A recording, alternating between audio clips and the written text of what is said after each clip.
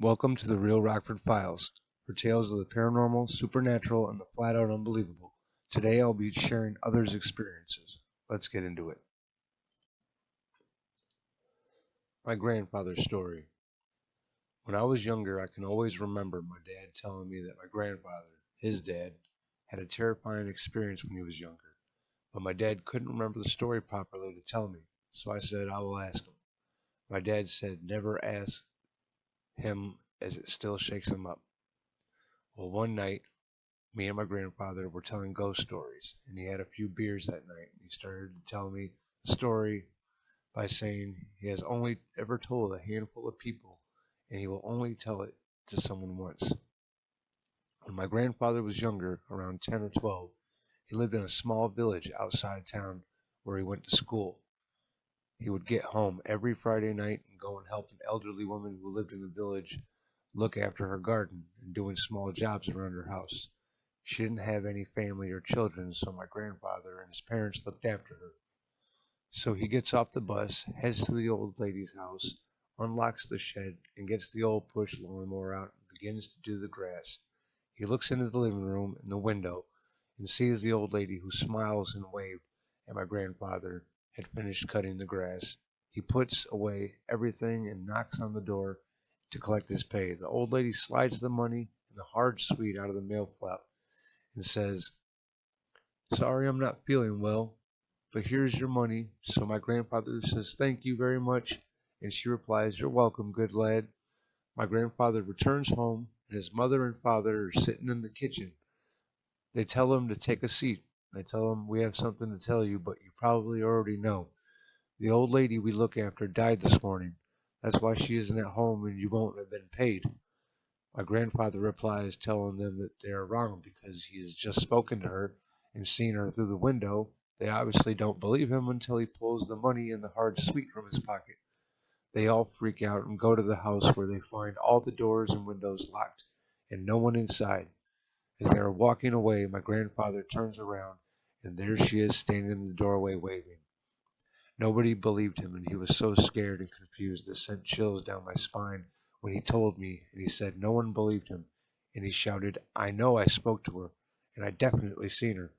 And to this day, he still won't look at the house she lived in case she's standing there waving. Walmart cleaner.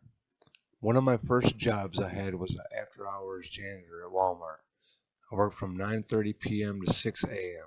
when the manager got there. Now, I was typically with two others, but it varied, and a few nights I was alone. One of the only things I found creepy was the warehouse downstairs.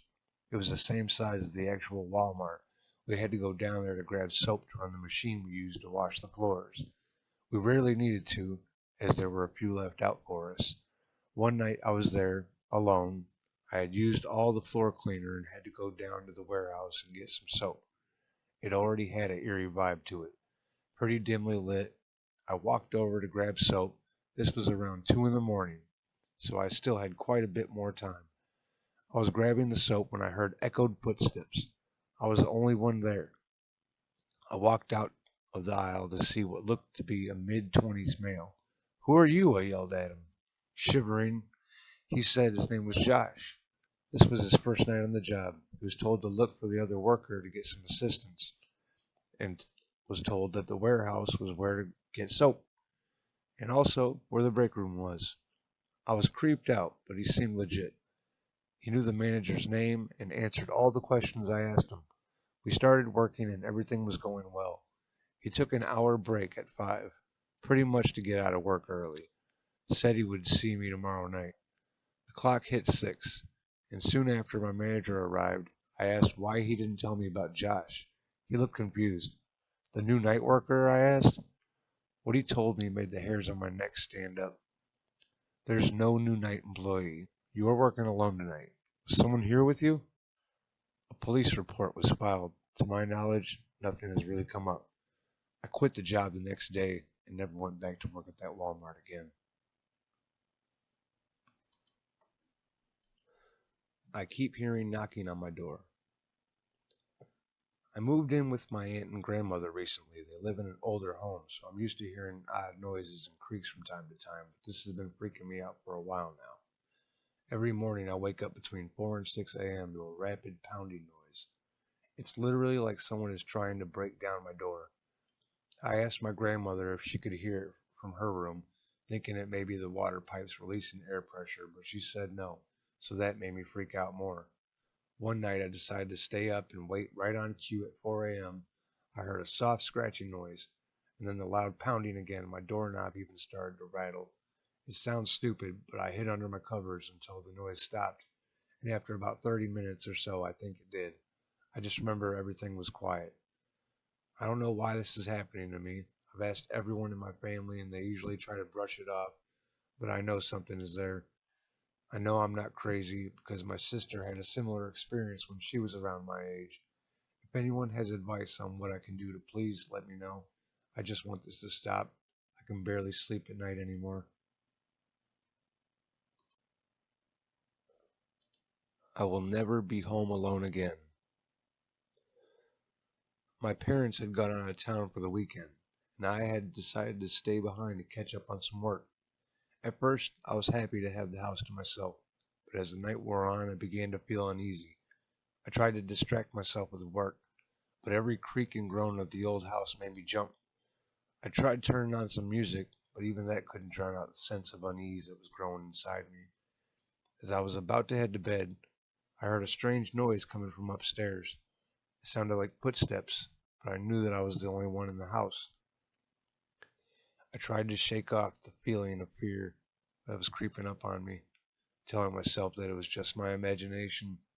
But then I heard the footsteps again, louder this time, and I knew that something was wrong. I crept up the stairs, my heart pounding in my chest. As I reached the top, I saw a figure moving in the shadows. It was tall and thin, with long fingers that seemed to stretch out towards me. I froze, not sure what to do, but then the figure turned towards me and I saw its face, or rather, I saw the lack of a face. It was just a blank, featureless void. I screamed and ran back downstairs, but as I reached the bottom, I heard the figure following me. It was moving faster now, its footsteps echoing through the empty house. I knew I had to get out of there, but my keys were upstairs. I was trapped. As the figure drew close, I saw that it was holding something in its hand. It was a knife, glinting in the dim light. I thought that this was the end for me, that I was about to be killed by some unknown intruder. But then, just as suddenly as it had appeared, the figure vanished. I stood there, shaking with fear and confusion. I didn't know what had just happened, but I knew that I never wanted to be home alone ever again.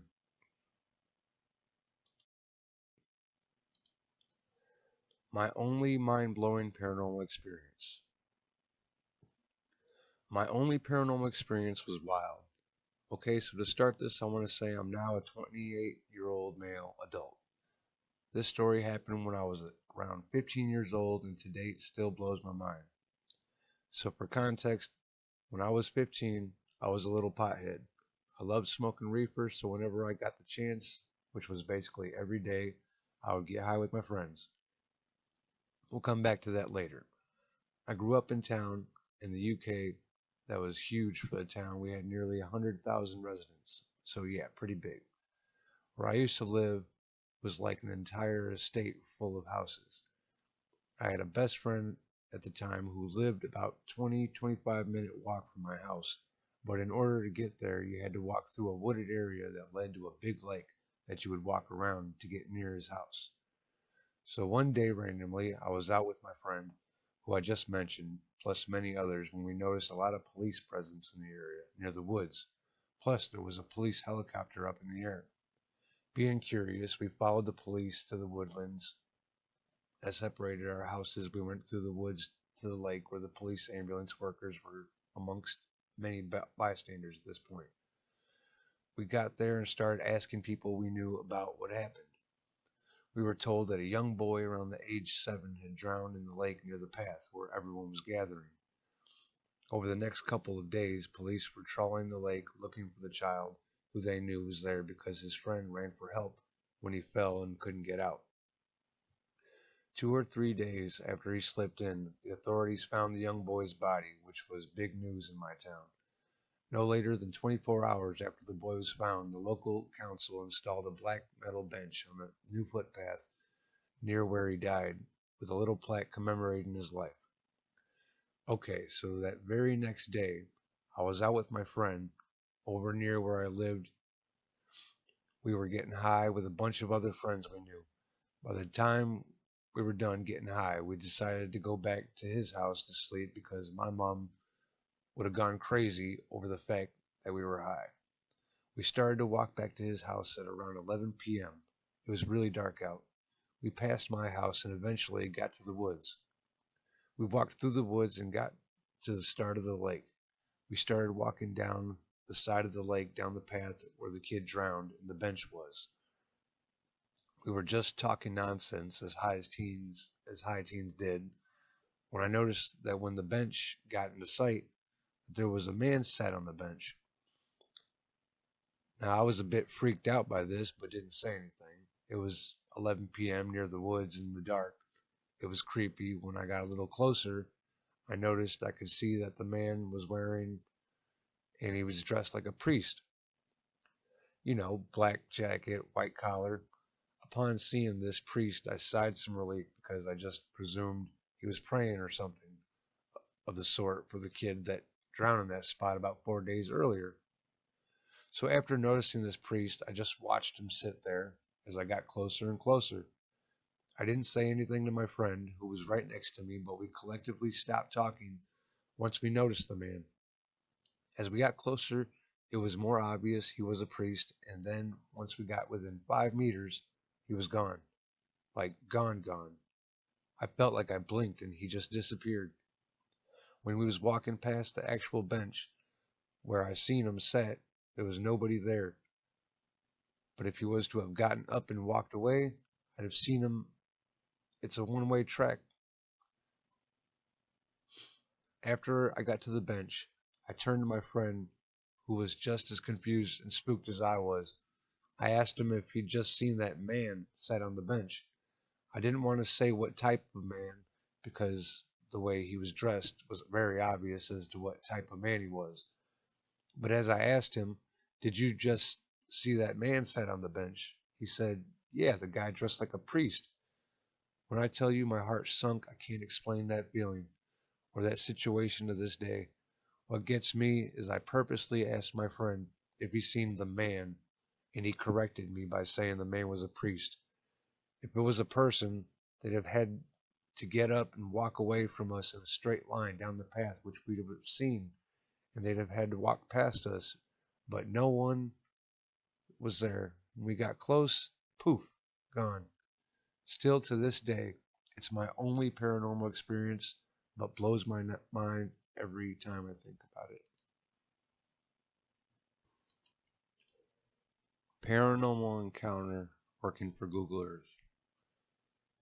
I got a temp job with Google driving one of those vehicles with a mounted 360 camera system. It was a fun job.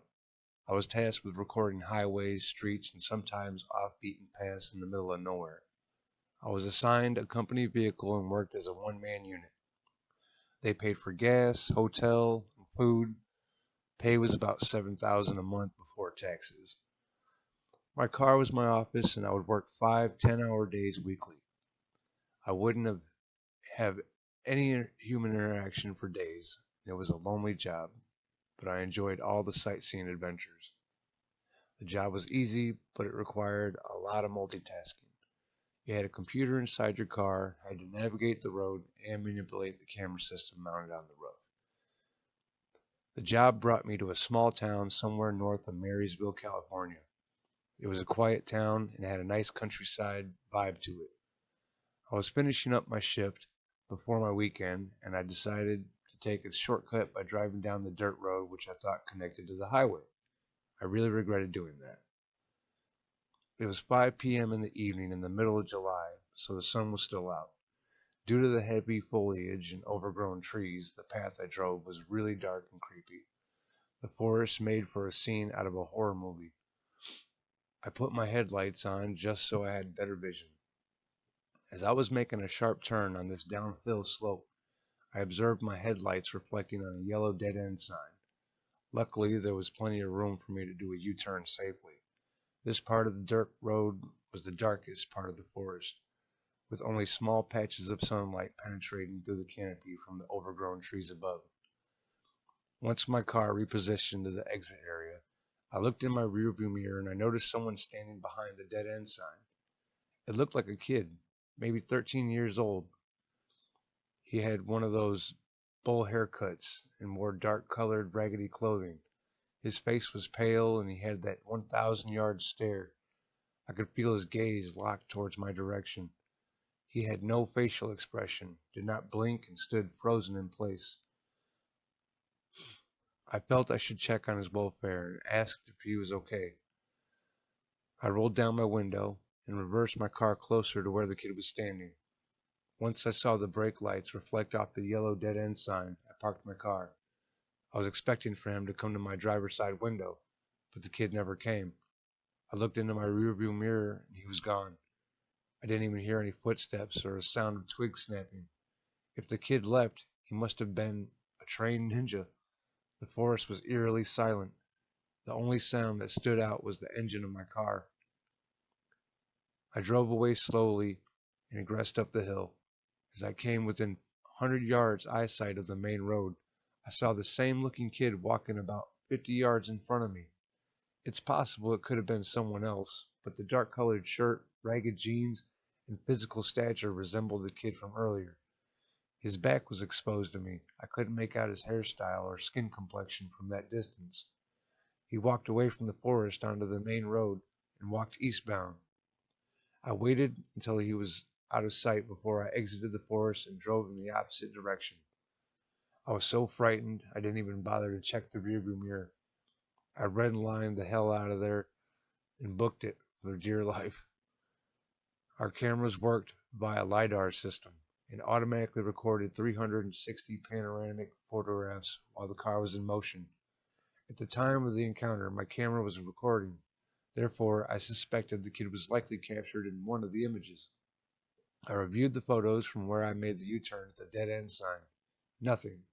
No kid, no shadow, not even a silhouette of a person of any form. The only photo captured was the yellow dead-end sign, the overgrown trees in the background, and dust particles from me driving on the dirt road. I reviewed the same recordings from the second sighting of the kid upon our exit. Nothing. I had zero evidence of any person or persons being captured in any of my recordings. Don't know if it was due to lack of sleep, being dehydrated, or my eyes playing tricks with me, but I'm pretty sure I saw a ghost.